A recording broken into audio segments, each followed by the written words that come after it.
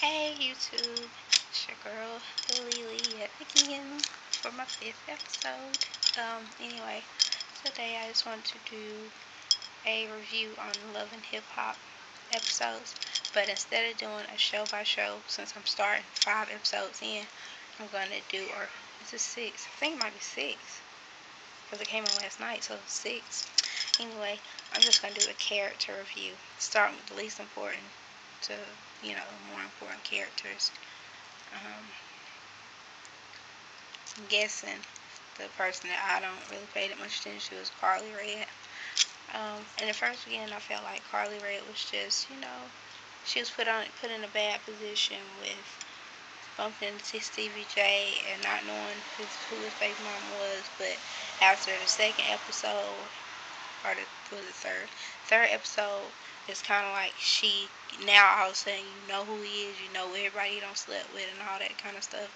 I kind of feel like she's just messy a little bit. Then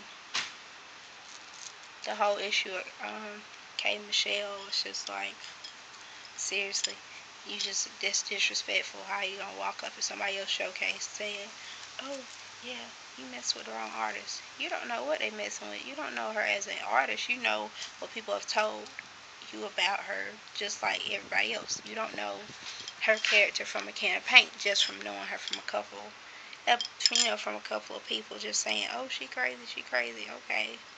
And if you had your foot in the door of the music industry, you might know what it feel like to go crazy. But as long as you run around popping them tags, you ain't got nothing to worry about. Because, honey, I don't see that career going anywhere.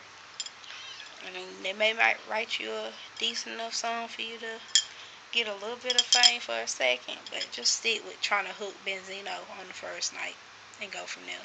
Anyway, so Mama D, Scrappy, and Erica.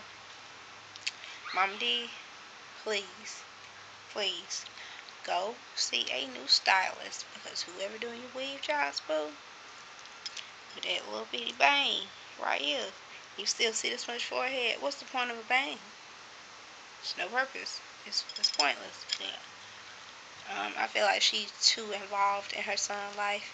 The Prince of the South, seriously. When was the last time Scrappy had a hit, just to throw that out there? He don't have other songs, but when was the last time he had a hit and everybody knew?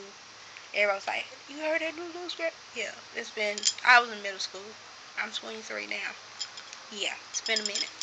But, I feel like she's way too involved. I feel like Scrappy using that little excuse of her leaving to go to work to make money to take care of their child is a cop out. Saying, oh yeah, well, I needed her to show me more care. If she showed me more care, honey, you lucky you got back in it all, because I'm telling you now, you do me the way he done her, Erica, honey, he wouldn't be able to get back in my life, period, at all. He'd be blessed to be able to, even speak my name graciously. Because I would be like, no, not for it. Because that was kind of just trifling and disrespectful. Erica, I feel like Erica not as hard as she talk. Because, it's just like, I felt like it was kind of, in my opinion, pointless to tell Scrappy in the first place about him calling her out her name. Okay, the dude had been drinking. You were mocking him. Everybody don't like to be mocked. That's some people's pet peeve. You have to understand that every time you're doing something, every time you're making a decision, you have to think about, okay, is this person going to be able to deal with that like I'll be able to deal with it? Because everybody's not the same. If everybody was the same, we wouldn't have violence at all. Because everybody would think the same, so everybody would know what to do and what not to do.